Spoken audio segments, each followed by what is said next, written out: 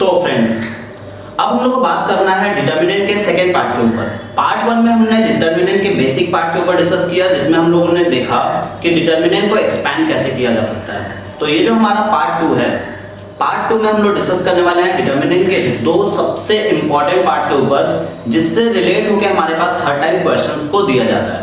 तो वो दोनों पार्ट क्या है, बारी बारी से डिस्कस करेंगे दोनों के ऊपर। पहले डिस्कस कर लेते हैं कि दोनों पार्ट क्या है। तो ध्यान दीजिएगा आप लोग, डिटर्मिनेंट को दो पार्ट में डिवाइड किया गया। एक बोला गया क्रैमर्स रूल, ठीक है, एक हमारे पास बोला गया क्रैमर्स रूल और दूसरा है हमारे पास प्रॉपर्टी ऑफ अ डिटर्मिनेंट। ठीक है, ये दो टॉपिक के ऊपर हमें डिस्कस करना है। पहला टॉपिक हमारे पास क्रैमर्स रूल और दूसरा टॉपिक हमारे पास प्रॉपर्टी ऑफ डिटर्मिनेंट। तो इस पार्ट में हम लोग वही डिस्कस करेंगे इन्हीं दोनों के ऊपर, और इसी पार्ट में हम लोग कुछ न्यूमेरिकल एग्जांपल्स को भी डिस्कस करेंगे कि किस तरह से करके ये दोनों पार्ट काम करता है। तो ज्यादा टाइम नहीं लेते हुए सबसे पहले स्टार्ट करते हैं हम लोग क्रैमर्स रूल से। ठीक है, क्रैमर्स रूल देखिए, क्रैमर्स रूल जो है हमारे पास डिटर्मिनेंट का, ये जो पार्ट है इसमें हमारे पास इक्वेशन के टर्म में क्वेश्चंस दिए जाएंगे और उस इक्वेशन से x और y के वैल्यू को निकालना है using this method. Means determinant को यूज करके हमें एक इक्वेशन से x y z के वैल्यू को फाइंड आउट करना होता है। तो ये 2 × 2 ऑर्डर और 3 × 3 ऑर्डर, मतलब 2 वेरिएबल्स और 3 वेरिएबल्स के लिए काम करेगा। तो सबसे पहले हम डिस्कस करते हैं 2 वेरिएबल्स के लिए। इट मींस 2 × 2 ऑर्डर के लिए। ठीक है, देखिए 2 × 2 ऑर्डर के लिए जो बात करेंगे इसमें हम लोग वो कैसे करके हम लोग बात करेंगे, ध्यान दीजिएगा। हमारे पास एक इक्वेशन ऐसे दिया रहेगा a1x + b1y = c1, और यहां दिया रहेगा a2x + b2y = c2। ठीक है, इक्वेशन 1 और इक्वेशन 2। ठीक, ये हमारे पास दो इक्वेशन दिए रहेंगे। Using Cramer's rule find the value of x and y बोला जाता है। क्या बोला जाता है? Using Cramer's rule find the value of x and y। तो हम लोग कैसे करके इसको लिखते हैं, देखिए सबसे पहले हम लोग लिखेंगे लेट डेल्टा इक्वल्स टू, या बहुत जगह पे d इक्वल्स टू लिखा रहता है। ठीक है, आप लोग डेल्टा इक्वल्स टू लिख सकते हैं, d इक्वल्स टू लिख सकते हैं। हम लोग d इक्वल्स टू पढ़ेंगे, d एज एन डिटर्मिनेंट, यानी कि d इक्वल्स टू हम लोग लिखेंगे कोएफिशिएंट ऑफ x y।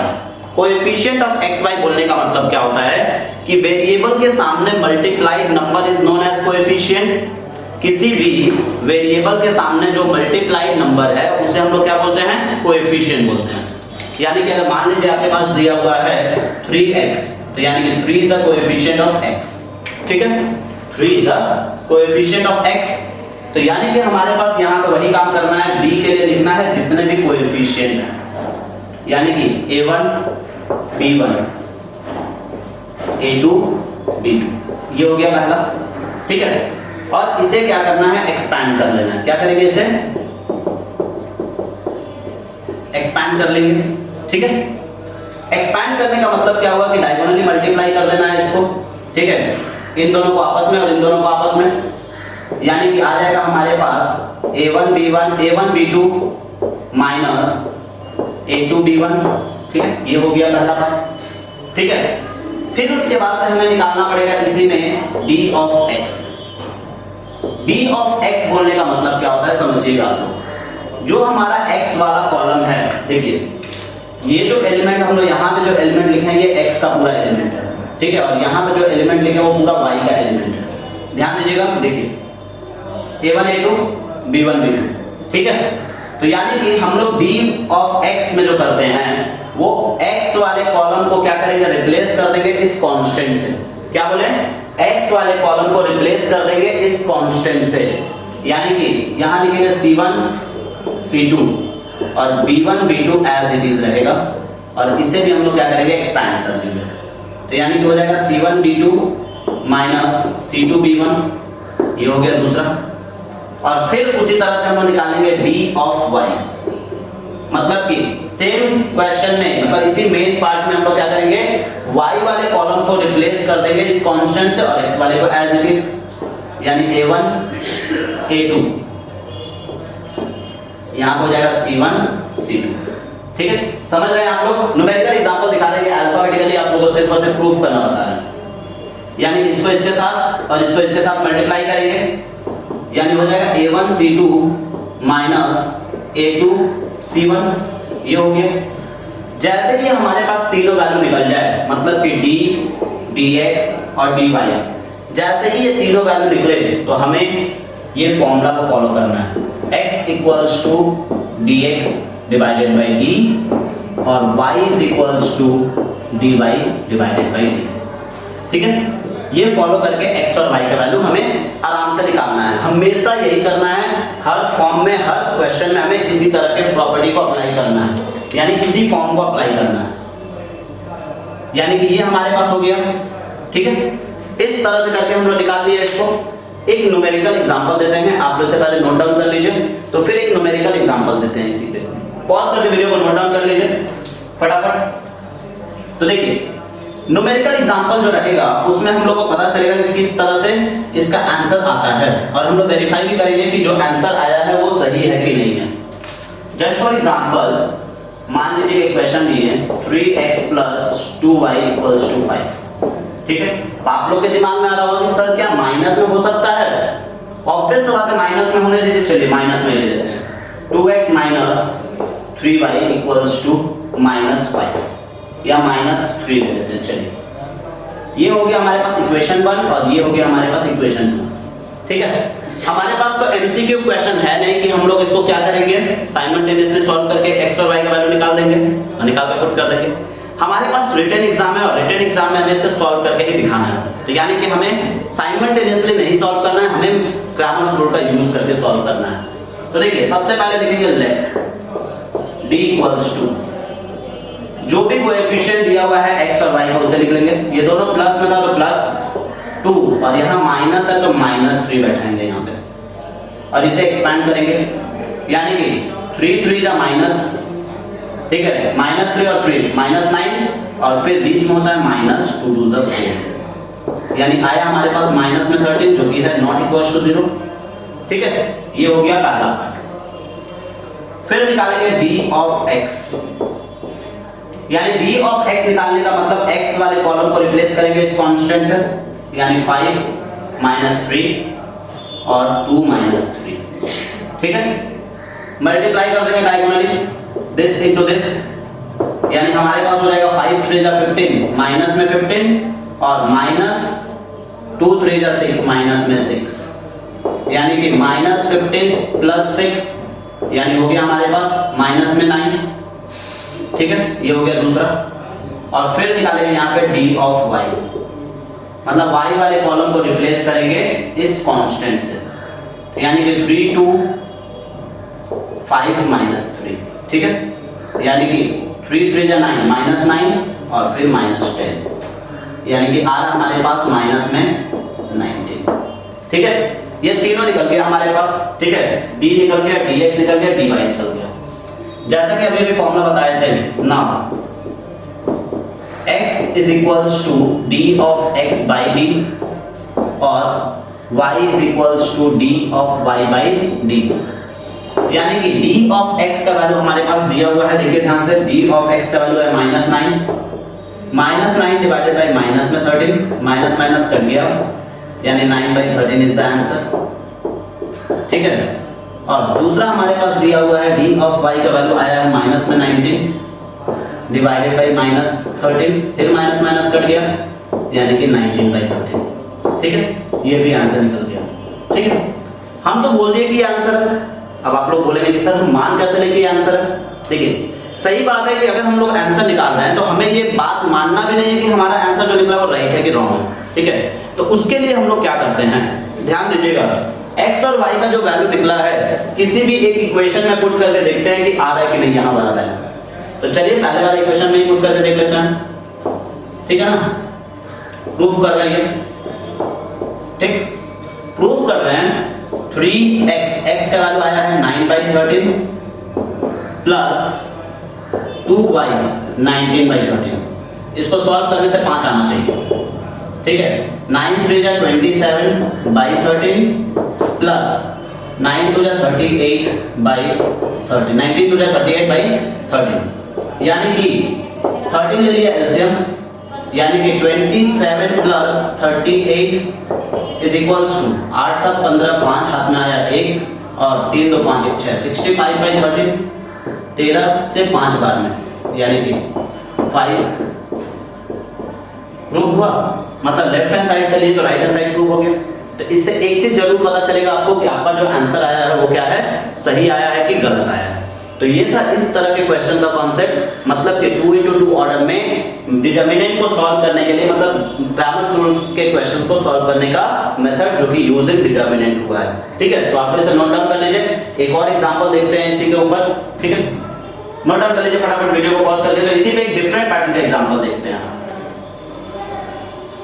देखिए बहुत इजी है और बहुत सिंपल है, पर इसका आता जो है वो मेनली हमारे पास 3:3 ऑर्डर का ही आता है। कभी-कभी हमारे पास 2 मार्क्स का क्वेश्चन पूछ देगा 2:2 ऑर्डर में। इस पे एक ट्रेंडिंग क्वेश्चन है जो बहुत ज्यादा टाइम पूछा जा चुका है, इस तरह का 3/x plus 4/y equals to 5 और 7/x minus 7/x plus 3/y equals to 2। Equation 1 और ये इक्वेशन 2 दिया हुआ। इस तरह के क्वेश्चन को हम लोग कैसे करके सॉल्व करेंगे जो कि फ्रैक्शन में है। तो देखिए बहुत इजी है और बहुत सिंपल है, ठीक है। कॉन्सेप्ट क्या है, लिखेंगे लेट, ठीक है। कॉन्सेप्ट क्या है, यहाँ पे लिखेंगे late 1/x equals to a और 1/y is equals to b।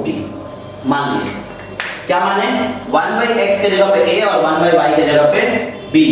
अब करना क्या, देखिए क्या हम लोग लिख सकते हैं 3 into 1/x plus 4 into 1/y equals to 5, यानी कि 3a plus 4b equals to 5। ये बना इक्वेशन 3, ठीक है। और वही चीज यहाँ पे रखते हैं तो डायरेक्टली लिख देते हैं -7a plus 3b is equals to 2, equation 4। अब देखिए जो क्वेश्चन में हम लोग x और y का वैल्यू निकाल रहे थे, उस क्वेश्चन में हम लोग a और b का वैल्यू निकालेंगे। तो लेट करेंगे यहाँ पे, लेट d इक्वल्स टू 3 4 -7 3, ठीक है। एक्सपैंड कर देंगे 3 3 या 9, देखिए माइनस माइनस प्लस हो जाएगा 28, यानी कि 37 आ गया, ठीक है। नॉट इक्वल्स टू 0 है ये, ठीक है। ये पहला पार्ट हो गया। फिर उसके बाद से निकालेंगे d ऑफ a। अब x नहीं, d ऑफ a निकालना है। क्यों d ऑफ a निकालना है, क्योंकि हमारे पास x के टर्म में नहीं है क्वेश्चन, a के टर्म में क्वेश्चन है, इसलिए हम लोग a का वैल्यू फाइंड आउट करेंगे। तो d ऑफ a जब निकालेंगे तो a वाले कॉलम को, ये पूरा a वाला कॉलम और ये b वाला कॉलम है, तो a वाले कॉलम को रिप्लेस कर देंगे कांस्टेंट से, यानी 5 2 4 3। इसे भी एक्सपैंड करेंगे तो 5 3 जा 15 माइनस 4 2 जा 8, यानी कि बचा हमारे पास 7, ठीक है। दूसरा भी हो गया। और d ऑफ a यहाँ पे इंडिकेशन का काम करता है, ठीक है, b। फिर वही काम b के लिए भी, ठीक है। b के लिए जो हम लोग काम करेंगे, b वाले कॉलम को रिप्लेस कर देंगे इस कांस्टेंट से, यानी कि 3 7 और 5 2, यानी कि हो जाएगा 3 2 जा 6 और माइनस माइनस प्लस, ठीक है, 5 7 जा 35, यानी कि 41। ये भी आ गया ना। जैसे ये निकल गया हमारे पास, हम लोग लिखेंगे a इक्वल्स टू, क्योंकि x इक्वल्स टू पढ़े थे, अब यहाँ पे a निकाल रहे तो a इक्वल्स टू लिखेंगे। तो a इक्वल्स टू हमारे पास हो जाएगा d of a by d और b equals to d of b by d, यानी कि d ऑफ a हमारे पास दिया हुआ है 7 divided by 37 is the final answer, और d ऑफ b हमारे पास, ठीक है, दिया हुआ है 41/37 इज द फाइनल आंसर, ठीक है।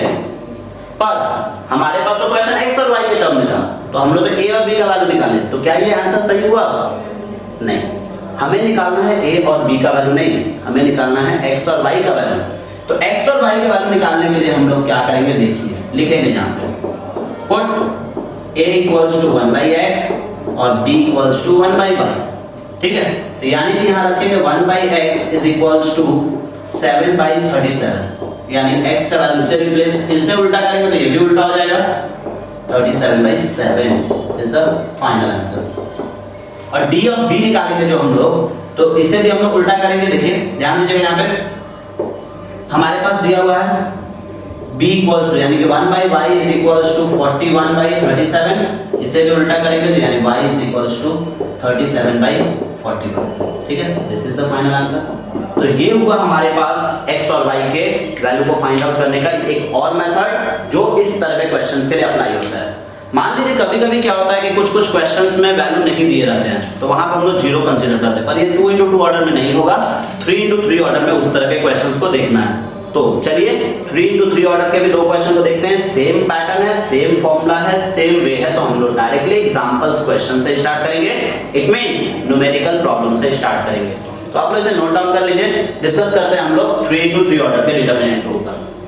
पॉज करके नोट डाउन कर लीजिए फटाफट।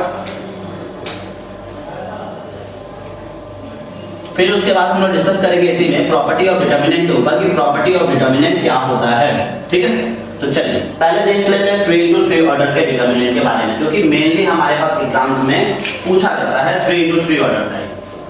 देखिए एग्जांपल के तौर पे अगर हम क्वेश्चन ले, पैटर्न सेम है, बस 3x3 ऑर्डर रहेगा। ठीक है ना, एग्जांपल क्वेश्चन लेते हैं। मान लीजिए कि 2x + 3y - 4z = 5, तीन इक्वेशन रहेगा।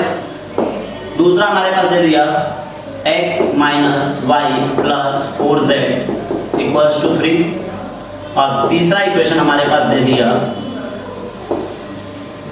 3x - 3y + 2z = 5। जानबूझ के माइनस में लिए हैं जिससे आप लोगों का और आसानी से क्लियर हो जाए। 4 ले लेते हैं यहाँ पे, तीसरा इक्वेशन हो गया। माइनस में रहेगा थोड़ा और ज्यादा अच्छे से आप लोग समझ पाएंगे, क्योंकि माइनस प्लस में ही गलती होता है यहाँ पे, और ये टोटल हमारे पास 6 मार्क्स का आता है। एक सिली सा मिस्टेक पूरा क्वेश्चन को गलत करने के लिए काफी है। ठीक है, चलिए देखिए लेट करेंगे सबसे पहले यहाँ पे। लेट b = 3x3 ऑर्डर का डिटरमिनेंट, मतलब सबको पहले लिखेंगे 2 3 - 4, पहला वाला का हो गया। देखिए कुछ नहीं तो 1, कुछ नहीं तो 1। ठीक है ना, तो यानी कि 1 - 1 4, ये दूसरा वाला हो गया। और तीसरा वाला हो जा रहा है हमारे पास 3 - 3 2। ठीक है, ये हो गया हमारे पास। ठीक है ना, ये आ गया हमारे पास। अब हमें करना क्या, देखिए ध्यान दीजिएगा, इसे एक्सपैंड करना। तो बताया था कि किसी भी एक रो और किसी भी एक कॉलम का यूज करके इसे हम लोग एक्सपैंड करते हैं, और साथ ही साथ हमें याद रखना पड़ता है इसका साइन, जो कि है plus minus plus minus plus minus plus minus plus. ठीक है, ये इसका साइन कन्वेंशन है जिसे हम लोग याद रखेंगे। इस साइन कन्वेंशन के अकॉर्डिंगली हम लोग क्या करेंगे, इसे एक्सपैंड करेंगे। तो मान लीजिए पहले वाले रो से एक्सपैंड कर रहे हैं, तो पहले रो का साइन, पहले रो का डेटा, यानी सबसे पहले 2 × 2 का डिटरमिनेंट, फिर -3 2 × 2 का डिटरमिनेंट, और फिर प्लस -4 2 × 2 का डिटरमिनेंट। चलिए इस बॉक्स को भरना है। याद ही होगा आप लोगों को, पिछले वीडियो में हमने बताया था कि कैसे करके इसको हम लोग भरेंगे। तो देखिए सबसे पहला एलिमेंट लिया ये वाला, इसके रो और कॉलम को हाइड कर देंगे, यानी कि इसके रो कॉलम को हाइड करने का मतलब क्या, उसको ढक लिए, जो दिखाई दे रहा है उसे ही हम लोग खाली भर देंगे उसमें। -1 4 -3 2, -1 4 -3 और 2। ठीक है, ये पहला हो गया। दूसरा लिए ये, तो इसके भी रो और कॉलम को ढक लेंगे, यानी 1 4 3 2 1 4 3 और 2। और तीसरा लिया है ये, तो इससे भी ढक लेंगे 1 - 1 3 -3 1 - 1 3 -3। ठीक है, ये हो गया हमारे पास। चलिए बाहर निकालते हैं इसको। 2 × -2 और माइनस प्लस 12, फिर -3 2 -12 अगेन आ रहा है। ठीक है, और फिर -4, देखिए प्लस माइनस माइनस 1 3 3 -3 और माइनस +3, मतलब ये 0 हो जाएगा। यानी फाइनली हमारे पास आएगा 10। देखिए 12 में से 2 निकाल दिए, 10 बचा, 10 × 2 करेंगे तो हो जाएगा 20। माइनस, यहाँ भी 12 में से 2 निकाल दिए तो माइनस में 10 बचा, माइनस माइनस प्लस 30 और वो तो 0 हो जा रहा है, 4 इंटू 0 यानी कि 0, यानी कि हमारे पास आ गया 50 नॉट इक्वल्स टू 0। ये हुआ हमारे पास पहला पार्ट।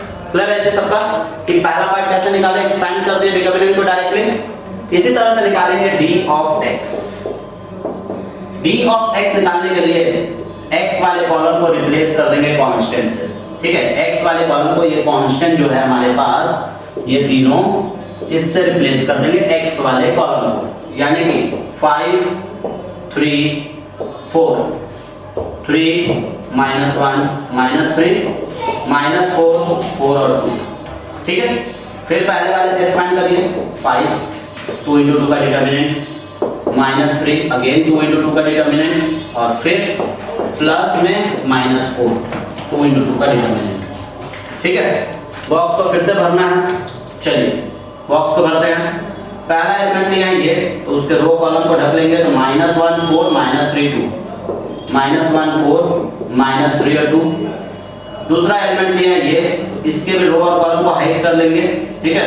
रो कॉलम को हाइड करेंगे तो यानी हो जाएगा 3 4 4 2 3 4 4 2। देखिए जिसका भी ये एक्सपेंडिंग वाला मेथड क्लियर नहीं रहेगा वो आगे नहीं कर पाएगा, इसीलिए आपको पहले वाले वीडियो में ध्यान से देख लीजिएगा, अगर कुछ डाउट होता है तो पूछ लीजिएगा, क्योंकि एक्सपेंडिंग क्लियर होगा तभी हम आगे बढ़ पाएंगे इसमें। और तीसरा हमारे पास है -4, तो यानी कि 3 -1 4 -3 3 -1 4 -3, ये हो गया हमारे पास। इसे भी हम लोग एक्सपेंड कर लेते हैं, तो यानी कि हो जाएगा हमारे पास 5, यहाँ हो जाएगा -2 + 12, फिर -3, यहाँ हो जाएगा हमारे पास 6 -16, ठीक है। और फिर यहाँ पे -4 हो जाएगा हमारे पास -9 + 4, ठीक है। यानी कि अल्टीमेटली हमारे पास यहाँ पे कितना आ रहा है, 5 into 10 माइनस यहाँ हो जा रहा है हमारे पास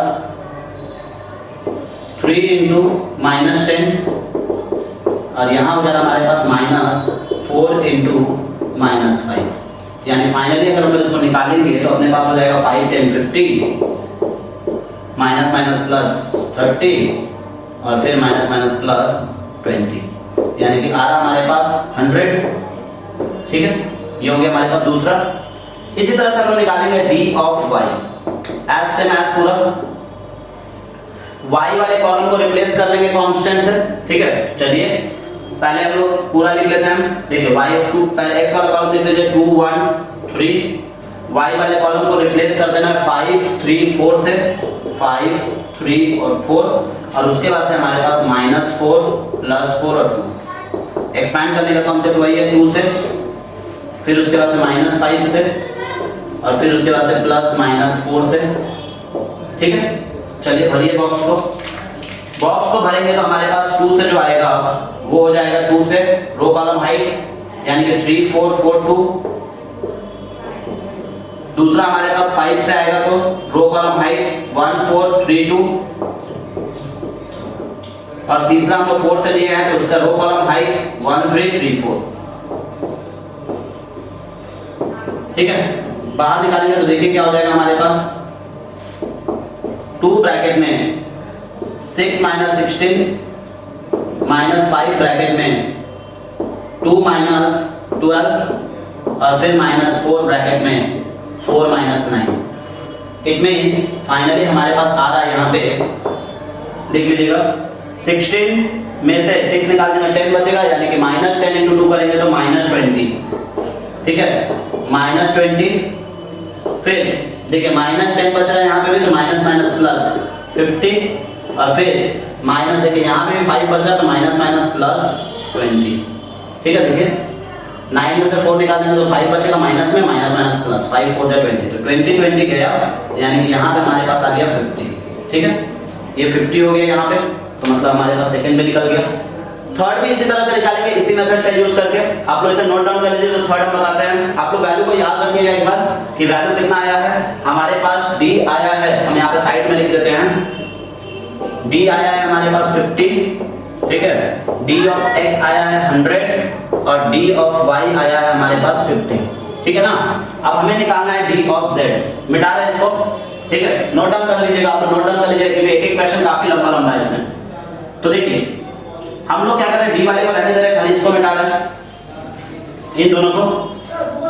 तो ध्यान दीजिएगा कि डी ऑफ z जो निकालना है, d of z is equals to z वाले कॉलम को रिप्लेस कर देंगे कांस्टेंट से, बाकी दोनों वही लिखेंगे, ठीक है। और 5 3 4, चलिए एक्सपेंड करना है 2 से, फिर उसके बाद से -3 से, फिर उसके बाद से +5 से, ठीक है। चलिए देखिए ध्यान से भरते हैं बॉक्स को। पहला से लिए रो कॉलम हाइट -1 -1 3 -3 4, -1 3 -3 और 4। दूसरा लेंगे, इसके भी रो कॉलम को हाइट 1 3 3 4, ठीक है। और तीसरा लिए तो इसके रो कॉलम को भी हाइट 1 -1 3 -3, ठीक है। एक्सपैंड कर दीजिए, कितना आ रहा है देखिए 2 ब्रैकेट में -4 +9, ठीक है। फिर -3 ब्रैकेट में 4 -9 और फिर +5 ब्रैकेट में -3 और यहाँ +3, 0 हो जाएगा वो, यानी कि यहाँ हमारे पास हो जा रहा है 4 5, ठीक है। देखिए 5 में से जाएगा तो यानी कि 20, यहाँ पे हमारे पास बचेगा 5 5 दूना 10 हो जाएगा ये, माइनस यहाँ देखिए माइनस में 5 बचेगा तो प्लस में हो जाएगा 15, ठीक है। और वहाँ हो जाएगा 0, तो यानी कि आया 25, ठीक है। तीनों वैल्यू निकल गया, a b और c मतलब x y और z तीनों का वैल्यू हम लोग निकाल लिए, d of x d of y और d ऑफ z तीनों का वैल्यू निकालने के बाद हमें करना क्या है, नाउ फॉर्मूला याद ही होगा आपको, x equals to d of x by d, y equals to d of y by d और z equals to d of z by d, ठीक है ना। यानी कि d ऑफ x अपने पास दिया हुआ है, d ऑफ x दिया हुआ है हमारे पास 100 बाई 50 कटेगा 2, आंसर हो गया, ठीक है। पहला आंसर खत्म। दूसरा y के लिए भी इसी तरह से d ऑफ y, y का वैल्यू हमारे पास दिया हुआ 50 बाई 50 कट गया, यानी कि 1 आंसर हो गया यहाँ पे, ठीक है। और तीसरा भी हमारे पास दिया हुआ है d ऑफ z 25 बाई 50, यानी कि हमारे पास आया 1/2, ठीक है। कट गया ये, 1/2 इज द फाइनल आंसर। तो यानी कि हमारे पास x का वैल्यू निकला है 2, y का वैल्यू निकला है 1 और z का वैल्यू निकला है हमारे पास हाफ। तो ये हमारे पास हुआ इस डिटरमिनेंट का फाइनल आंसर। तो इस तरह से हम लोग निकालें। अगर आप लोग चाहें तो इसको प्रूफ भी कर सकते हैं, रख लीजिए, किसी भी एक में रख के देख लीजिए, कोई भी एक में रख लीजिए। चलिए सेकंड वाले में रख के दिखा देते हैं आपको प्रूफ का, ठीक है। तो प्रूफ है हमारे पास x का वैल्यू आया है 2 माइनस y का वैल्यू हमारे पास 1, ठीक है। और z का वैल्यू हमारे पास 4 × 1/2, ठीक है। कट गया 2 2 सा, यानी कि आया 2 - 1 + 2, यानी कि हमारे पास हो जा रहा है 4 - 1 यानी कि 3।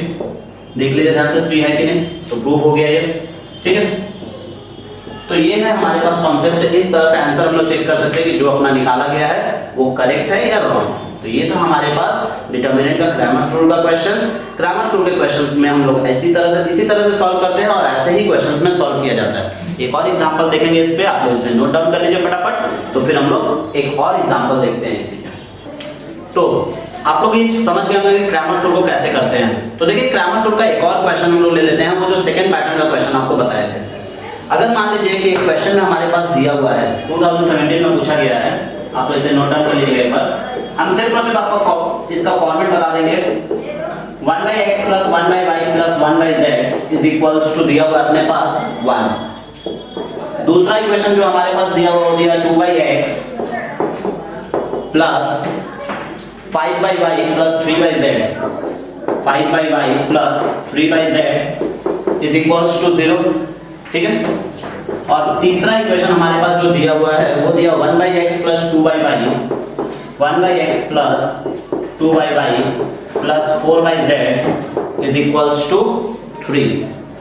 ये तीन इक्वेशन हमारे पास गिवन है, ठीक है। कैसे करके सॉल्व करेंगे इसका कॉन्सेप्ट हम आपको पहले ही बोल चुके हैं। करना क्या है, लिखना है let 1/x equals to a, 1/y equals to b और 1/z इक्वल्स टू c। यानी पहला जो इक्वेशन हमारे पास फॉर्म होगा वो होगा a plus b plus c equals to 1, first equation. दूसरा equation 2a plus 5b plus 3c is equals to 0, second equation. और तीसरा इक्वेशन होगा a plus 2b plus 4c equals to 3, third equation. तीन equation हुआ। उसी तरह से जैसे निकालेंगे d, सिंपल कॉन्सेप्ट है 1 1 1, ठीक है। फिर उसके बाद से 2 5 3 और उसके बाद से 1 2 4, ठीक है। एक्सपैंड करेंगे, जो आएगा वो आंसर, ठीक है। एक्सपैंड इसको, फिर निकालेंगे यहाँ पे d ऑफ a वाले कॉलम को रिप्लेस कर देंगे कांस्टेंट से, तो यानी कि 1 0 3 1 5 2 1 3 4, इसे भी एक्सपैंड कर देंगे। और तीसरा भी इसी, ठीक है, तीसरा चौथा भी इसी तरह से d ऑफ b वाले कॉलम को रिप्लेस करेंगे 1 2 1 है ये 1 0 3 के साथ और 1 3 4, इसे भी एक्सपैंड कर देंगे। और लास्ट वाला भी हमारे पास d ऑफ c निकालेंगे, तो वो भी हम वही करेंगे 1 2 1 1 5 2 और 1 0 3, ठीक है। इसे भी एक्सपैंड कर लीजिएगा आप लोग, ठीक है। इसे भी आप लोग एक्सपैंड कर लीजिएगा। एक्सपैंड करने के बाद एकदम एज यूजुअली डायरेक्टली आप लोग a equals to d of a by d, यानी x इक्वल्स टू निकालेंगे तो हो जाएगा d by dA, b is equals to db by d, तो यानी कि y निकालेंगे तो हो जाएगा d बाई db, और c is equals to dc by d, तो यानी कि z निकालेंगे तो हो जाएगा d बाई dc, ठीक है। रख के सिर्फ आंसर निकालना है। तो देखिए ये था हमारे पास डिटरमिनेंट का ग्रामर सोल्व का क्वेश्चन, जिसके बारे में हम लोग डिस्कस किए। अब जो हम लोग को डिस्कस करना है वो है हमारे पास प्रॉपर्टी ऑफ डिटरमिनेंट, की प्रॉपर्टी ऑफ डिटरमिनेंट हमारे पास क्या होता है, और उसमें हम लोग डिस्कस करेंगे कि कितने तरह के हमारे पास प्रॉपर्टी हैं, और फिर प्रॉपर्टी डिस्कस करने के बाद हम लोग एग्जांपल्स क्वेश्चंस डिस्कस करेंगे और आपके सीट से भी कुछ क्वेश्चंस को डिस्कस करेंगे। तो आप लोग इसे नोट डाउन कर लीजिए। एक क्वेश्चन और है जो आप लोग के लिए, मान लीजिए कि अगर एक बार के लिए मान लीजिए कि यहाँ पे अगर सी नहीं दिया हुआ है, ठीक है, सी का टर्म नहीं दिया हुआ है, तो उसके जगह पे हम लोग क्या पुट करेंगे, तो उसके जगह पे हमेशा तो जीरो सब्स्टिट्यूट करिएगा। इट मींस यहाँ पे लिखिएगा 0c, ठीक है, जो कि यहाँ पे तो हमारे पास फिलहाल अभी प्लस में 3c था, ठीक है ना। तो अगर मान लीजिए कोई क्वेश्चन ऐसा है जिसमें कोई वेरिएबल वाला टर्म नहीं दिया हुआ है, तो उसके जगह पे हम लोग अपने मन से 0 बैठाते हैं, ठीक है। जस्ट फॉर एग्जांपल मान लीजिए एक क्वेश्चन हम लिख के आपको दिखाई देते हैं कि क्वेश्चन लिखा हुआ रहेगा तो आप लोगों को प्रॉपर्ली समझ में आ जाएगा ये। जैसे एग्जांपल के तौर पे देख लीजिए एक क्वेश्चन आप लोग कुछ इस तरह का है, एक सेकंड। जैसे मान लीजिए क्वेश्चन दिया हमारे पास,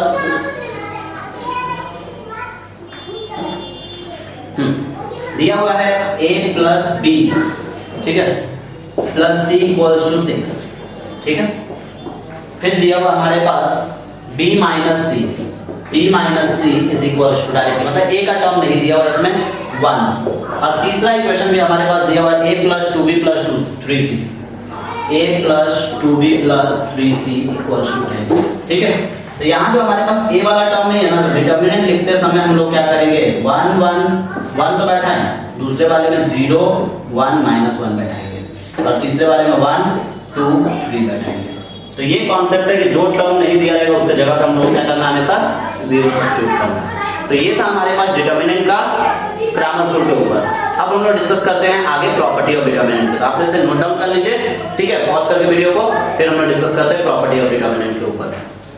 तो आइए अब हम लोग डिस्कस करते हैं डिटरमिनेंट के प्रॉपर्टी के ऊपर कि डिटरमिनेंट का प्रॉपर्टी क्या है। जैसा कि हम लोग देख रहे हैं कि हम 3 प्रॉपर्टी ऑलरेडी लिख के रख चुके हैं। 3 प्रॉपर्टी क्या है, ठीक है। तो बारी बारी से डिस्कस करेंगे इसके प्रॉपर्टी के ऊपर कि प्रॉपर्टी क्या है और कैसे करके प्रॉपर्टी वर्क करता है डिटरमिनेंट में। तो सबसे पहला जो प्रॉपर्टी है हमारे पास, ठीक है, वो क्या है देखिएगा, ध्यान दीजिएगा। बोला कि if all the elements of a row और column of a determinant be 0 then the value of determinant becomes 0।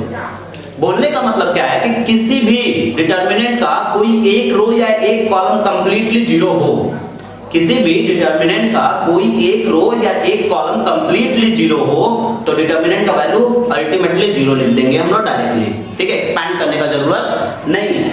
For example मान लीजिए अगर हमारे पास 0 0 0 a b c x y z है एक डिटर्मिनेंट में, ठीक है, या मान लीजिए ऐसे है a b c 0 0 0 x y z, ठीक है, तो डिटर्मिनेंट का वैल्यू डायरेक्टली अपने लोग क्या लिख देंगे 0, क्योंकि ध्यान दीजिए यहाँ पे हमारे पास, ठीक है, रो 2 0 है और यहाँ पे हमारे पास कॉलम 1 0 है, तो मतलब किसी भी डिटर्मिनेंट का कोई भी एक रो और एक कॉलम कंप्लीटली जीरो होगा। ये देखिए, ये नहीं कि दो यहाँ पे है तो एक यहाँ पे हो, नहीं, कोई भी एक रो और कोई भी एक कॉलम कंप्लीटली जीरो होना चाहिए। कंप्लीट बोलने का मतलब पूरा का पूरा रो वाइज और पूरा का पूरा कॉलम वाइज। तो ये हमारे पास डिटर्मिनेंट का पहला प्रॉपर्टी हुआ, ठीक है। 2 into 2 ऑर्डर में भी देख सकते हैं, बट 2 into 2 ऑर्डर में भी हमारे पास वही होगा। मेनली हमें 3 into 3 ऑर्डर पे ही ध्यान देना है। जैसे मान लीजिए 0 0 AB, या ऐसे भी लिख सकते हो 0 0 AB, रो और कॉलम वाइज, तो डिटर्मिनेंट का वैल्यू डायरेक्टली 0 हो जाएगा। ये हो गया पहला पार्ट हमारे पास। प्रॉपर्टी नंबर 2 में जो बताया गया कि इफ एनी रो और column of a determinant, if any row or column of a determinant be interchanged, the value of the determinant remains same, ठीक है। यहाँ क्या बताया गया कि अगर किसी भी डिटर्मिनेंट को, ठीक है, रो से कॉलम वाइज हम लोग इंटरचेंज कर दें, क्या बोले, किसी भी डिटर्मिनेंट को रो से कॉलम वाइज इंटरचेंज कर दें तो डिटर्मिनेंट का जो एक्चुअल वैल्यू होगा वो चेंज नहीं होगा, मतलब एक्सपैंड करने के बाद जो आंसर आएगा वो चेंज नहीं होगा, ठीक है। फॉर एग्जांपल अगर मान लीजिए हमारे पास a1 b1 c1 x1 y1 z1 और a b और c ले लिए, अगर ये दिया हुआ है, ठीक है ना, तो अगर हम इसे रो से कॉलम वाइज चेंज कर दें, मतलब ये ऐसे लिखा हुआ, इसे हम ऐसे करके लिखें, मतलब कि a1 b1 c1 x1 y1 z1 a b और c, अगर ये दिया हुआ है तो इसमें वैल्यू में कोई चेंजेस नहीं होगा। दोनों को एक्सपैंड करिएगा, इसको भी एक्सपैंड करिएगा और इसको भी एक्सपैंड करिएगा, तो दोनों को वैल्यू में चेंजेस नहीं आएगा, मतलब कि सेम वैल्यू आएगा, ठीक है ना, सेम वैल्यू आएगा दोनों से। तो ये था हमारे पास दूसरा प्रॉपर्टी। आप लोग एक्सपैंड करके देख लीजिएगा इस दोनों को, कोई भी न्यूमेरिकल एग्जांपल लेके देख लीजिएगा आप लोग, इसे एक्सपैंड करके देख लीजिएगा। चलिए 2 5 7 1 4 3 2 1 5, ठीक है, इसे आप लोग एक्सपैंड करके पहले ऐसे ही एक्सपैंड कर लीजिएगा और फिर इंटरचेंज करने के बाद एक्सपैंड करिएगा और देखिएगा दोनों का वैल्यू इक्वल आएगा, ठीक है। बस साइन पे थोड़ा सा कॉन्सेंट्रेट करिएगा। ये हो गया दूसरा नंबर प्रॉपर्टी। तीसरा नंबर जो प्रॉपर्टी है हमारे पास, क्या दिया देखिए, इफ 2 रो और कॉलम ऑफ अ डिटर्मिनेंट, क्या दिया, इफ 2 रो और कॉलम ऑफ अ डिटर्मिनेंट, ठीक है, इफ 2 रो और column of a determinant are identical, ठीक है, आइडेंटिकल बोलने का मतलब होता है सेम, सिमिलर, ठीक है, ठीक, आइडेंटिकल बोलने का मतलब होता है सिमिलर, ठीक है। तो अगर किसी भी डिटर्मिनेंट का कोई भी 2 रो और 2 कॉलम, या तो रो वाइज या तो कॉलम वाइज सेम होता है, सिमिलर होता है, तब भी डिटर्मिनेंट का वैल्यू 0 होता है। For example a b c a b c x y z, ठीक है, या a b c x y z a b c, ठीक है। जैसे ही 2 रो और 2 कॉलम हमारे पास सिमिलर हुआ, डिटर्मिनेंट का वैल्यू हम डायरेक्टली क्या लिख देंगे 0 देख लेंगे और यहाँ पे स्टेटमेंट जरूर मेंशन कर देंगे। देखिए इस वाले में हमारे पास क्या हो रहा है, कॉलम 1 और कॉलम 2 आइडेंटिकल हो रहा है, तो फर्स्ट वाले के लिए लिखें column 1 and column 2 are identical, ये स्टेटमेंट दिखाएंगे। और सेकंड वाले के लिए, मतलब इस वाले के लिए रो 1 और रो 3, तो लिखेंगे R1 and R3 are identical, ठीक है। तो ये स्टेटमेंट हम लोग को लिखना पड़ता है यहाँ पे इसके लिए। तो ये था हमारे पास 3 प्रॉपर्टी जिसके ऊपर हम लोग डिस्कस किए, नोट डाउन कर लीजिए। तो फिर आगे की प्रॉपर्टी के ऊपर बढ़ते हैं। टोटल 6 प्रॉपर्टी है, 3 ये बता दिए, 3 और है इसी का ही रिलेटेड। तो हम लोग बाकी के भी 3 प्रॉपर्टी के ऊपर डिस्कस करते हैं। सबसे पहले वीडियो को पॉज करके नोट डाउन कर लीजिए इसको आप लोग। तो देखिए बाकी का 2 प्रॉपर्टी पे हम लोग डिस्कस करें तो 2 प्रॉपर्टी में क्या बोला गया कि इफ 2 एडजेसेंट रो और column of a determinant be interchange, the numerical value of the determinant remains same but its sign change। बोला क्या गया कि अगर एक डिटरमिनेंट को, ठीक है, यहाँ जो वर्डिंग में बोला गया उसी को समझा देते हैं आपको। एक डिटरमिनेंट को या एक डिटरमिनेंट के किसी एक रो को किसी दूसरे रो के साथ या किसी एक कॉलम को किसी दूसरे कॉलम के साथ इंटरचेंज करें तो जो हमारा एक्चुअल डिटरमिनेंट है उसका वैल्यू तो सेम रहेगा पर वो क्या हो जाएगा, माइनस हो जाएगा, मींस नेगेटिवली आएगा। फॉर एग्जांपल अगर मान लीजिए हमारे पास एक डिटरमिनेंट दिया हुआ है A B C x Y Z P Q R, ये डिटरमिनेंट दिया हुआ है। ये हमारा कॉलम 1, कॉलम 2 और कॉलम 3 है।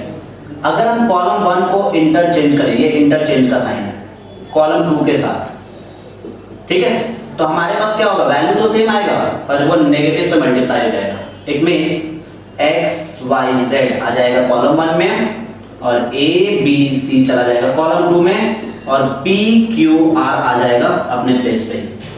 मान लीजिए ये प्रोसेस को फिर से अप्लाई किए, कॉलम 2 इंटरचेंजेस कॉलम 3, ठीक है, आप लोग रो वाइज भी कर सकते हैं। तो एक माइनस तो है ही, साथ में एक और माइनस आ जाएगा, ठीक है, साथ में एक और माइनस आ जाएगा, मतलब जितना बार आप इंटरचेंज करोगे उतना बार एक माइनस आएगा। मान लीजिए X Y Z P Q R और ए बी और सी, ठीक है, ये हो गया हमारे पास।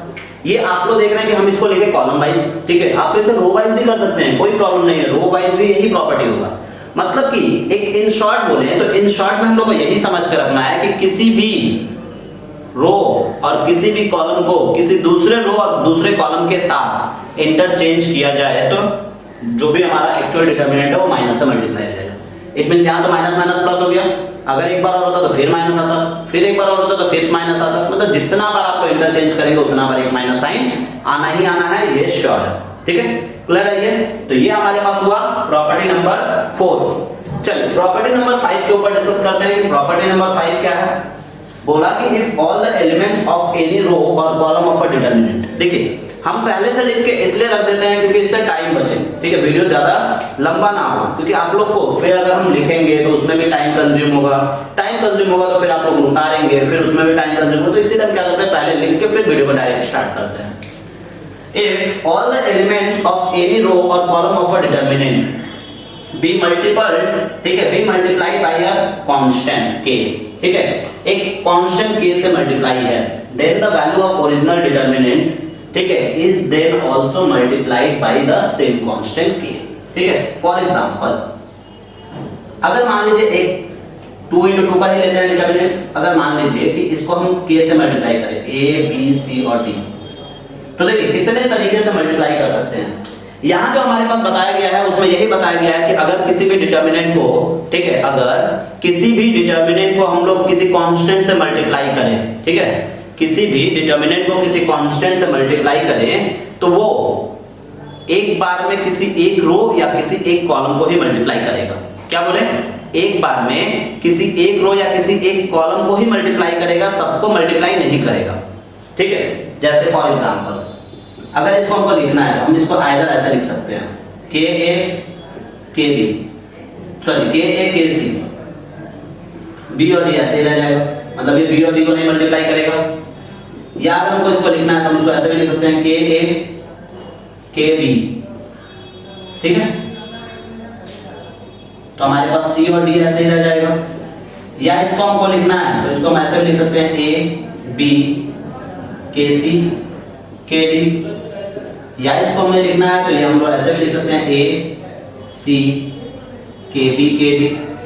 तो मतलब कि इतने तरीके से हम इसको मल्टीप्लाई कर सकते हैं, ठीक है। पर आप लोग के दिमाग में एक क्वेश्चन जरूर उठ रहा होगा कि ऐसा हम करेंगे क्यों। तो देखिए ये जो प्रॉपर्टी है ना, ये मल्टीप्लिकेशन के लिए कम पर कॉमन लेने के लिए ज्यादा यूज किया जाता है।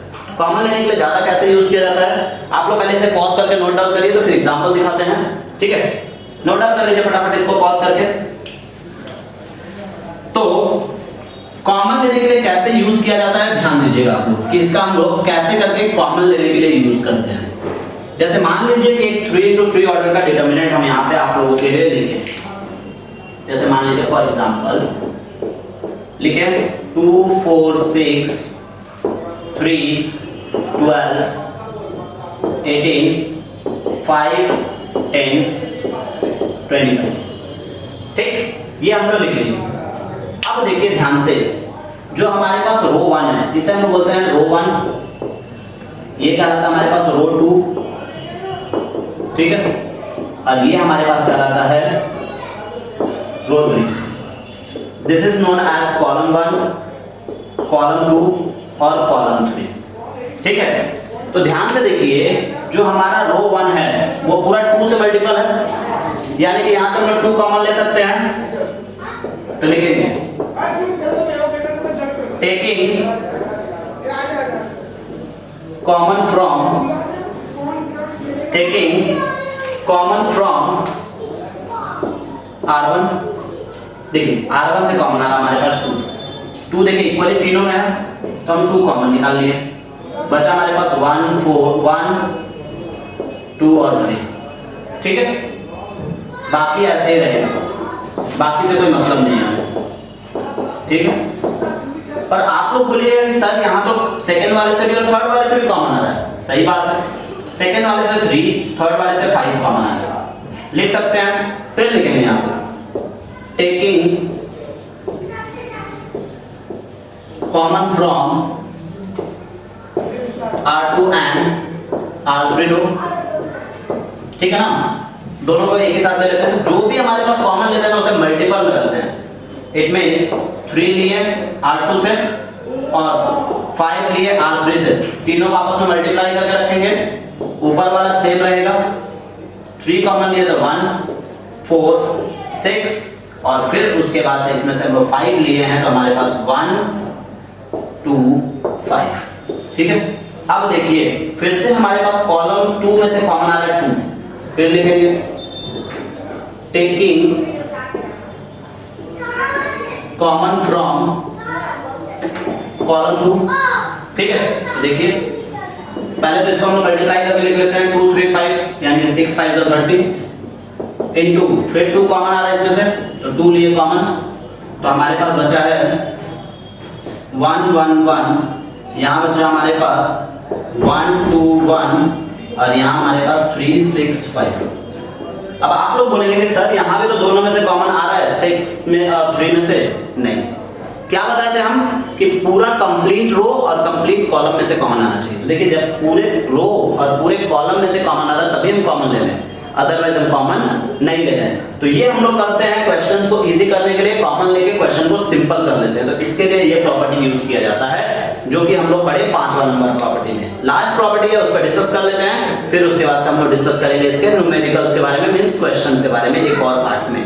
तो आप लोग इसे नोट डाउन कर लीजिए फटाफट। तो हम लोग डिस्कस करते हैं 5वां नंबर मींस 6ठे नंबर प्रॉपर्टी के ऊपर कि 6ठा नंबर प्रॉपर्टी क्या है। अच्छा देखिए, हम उसका थ्योरेटिकल पार्ट नहीं बता के आपको डायरेक्टली हम उसका मेन कॉन्सेप्ट बता देते हैं और लिखवा देते हैं। देखिए 6ठा नंबर जो प्रॉपर्टी है, आप इसे नोट डाउन कर लीजिएगा पॉज करके वीडियो को। ठीक है, 6ठा नंबर जो प्रॉपर्टी हमारे पास बोला गया वो यही बताया गया कि if the elements if the elements of any row or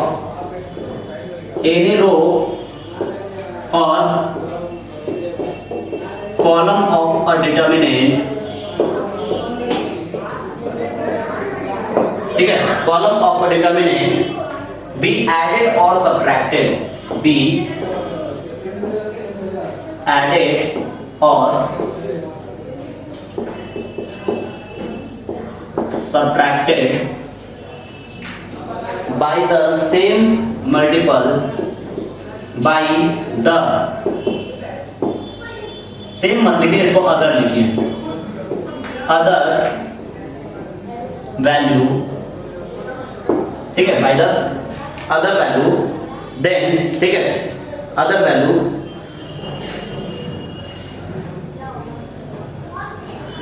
then the value of determinant, then the value of determinant remain, ठीक है, the value of determinant will be, या then the determinant, value मत लिखिए, then the determinant will be separated by two term, ठीक है, two term either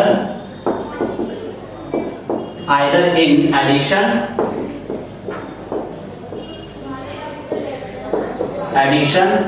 और subtraction, ठीक है, ये इसका थ्योरेटिकल पार्ट हुआ, ठीक है। क्या बोले हैं थ्योरी में वो समझिएगा। अगर मान लीजिए कि एक डिटरमिनेंट में कुछ ऐसा दिया हुआ है, ठीक है, मान लीजिए कि एक डिटरमिनेंट में कुछ ऐसा दिया हुआ है ए बी सी, फिर उसके बाद से a1 प्लस माइनस, प्लस में भी ले लेते माइनस में भी ले लेते, a1 plus minus x, b1 plus minus y और c1 प्लस माइनस z, और यहाँ पे a2 b2 और c2 दिया हुआ, ठीक है। तो देखिए ये प्लस और माइनस में जब दे देगा तो थोड़ा प्रॉब्लम हो जाएगा हमें सॉल्व करने में। तो हम लोग क्या कर सकते हैं, इस डिटरमिनेंट को दो पार्ट में सेपरेट कर सकते हैं, ठीक है, सॉल्व करने टाइम। इट मींस पहला पार्ट को हम लोग लिखेंगे a b c, पहला एलिमेंट a1 b1 c1 और a2 b2 और c2, ये हो गया। दूसरा प्लस और माइनस, आइदर प्लस में आइदर माइनस में। फिर हम लिख सकते हैं इसको a b c x y z और फिर उसके बाद से a2 b2 और c2, मतलब दो अलग अलग पार्ट में सेपरेट करके दोनों को हम लोग सॉल्व कर सकते हैं। तो ये था हमारे पास एडिशन और सब्ट्रैक्शन के लिए एक प्रॉपर्टी जिसमें हम लोग डिस्कस किए कि इस तरह से। ऐसे देखिए बताने के लिए तो एक और प्रॉपर्टी बताया जाता है कि अगर एक डिटरमिनेंट को किसी सिमिलर कांस्टेंट से मल्टीप्लाई किया गया है, ठीक है, बोला क्या जाता है कि अगर एक डिटरमिनेंट को किसी सिमिलर कांस्टेंट से मल्टीप्लाई किया हुआ है और उसका कंसेक्यूटिव टर्म्स सेम हो, ठीक है, तो डिटरमिनेंट का वैल्यू भी 0 हो जाएगा।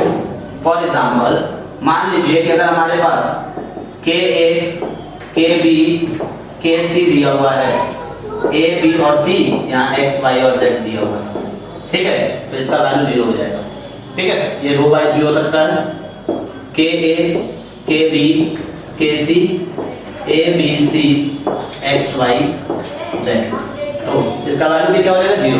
देखिए सिंपल सा चीज अभी आप लोग पढ़े हैं, के कॉमन ले लेंगे कॉलम 1 में से, तो क्या हो जाएगा ए बी सी, दोनों का दोनों रो क्या हो गया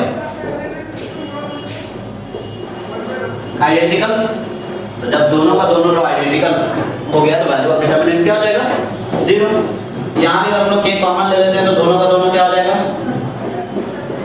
आइडेंटिकल। तो अब हम लोग जानते हैं कि k * 0 यानी कि क्या होगा 0 ही होगा। तो ये था इसका प्रॉपर्टी डिटरमिनेंट का, जो टोटल प्रॉपर्टी हम लोग डिस्कस किए 6 और ये डिस्कस किए 7 प्रॉपर्टी के ऊपर। तो हमारे पास ये 7 प्रॉपर्टी है। अब हम लोग देखते हैं कि इसके क्वेश्चंस को कैसे करके किया जाता है और किस तरह से क्वेश्चंस हमारे पास दिए जाते हैं। आप लोग वीडियो को पॉज करके इसे नोट डाउन कर लीजिएगा और नोट डाउन करने के साथ साथ एक अच्छे से कॉपी मेंटेन करिएगा प्रॉपर्टी का, क्योंकि आप लोग को ये प्रॉपर्टी देखिए बेसिकली ज्यादा प्रॉपर्टी का यूज नहीं पड़ता है क्वेश्चन में, ज्यादातर यूज पड़ता है इसमें रो और कॉलम का। तो रो और कॉलम के कॉन्सेप्ट का ही हम लोग यूज करेंगे यहाँ पे, जिसके ऊपर हम लोग डिस्कस करेंगे क्वेश्चन में, ठीक है। तो क्वेश्चन को किस तरह से सॉल्व करना वो हम आपको बताएंगे और आप लोग के सीट से हम लोग क्वेश्चन डिस्कस करेंगे डिफरेंट टाइप ऑफ। तो नोट डाउन कर लीजिए फटाफट इसको।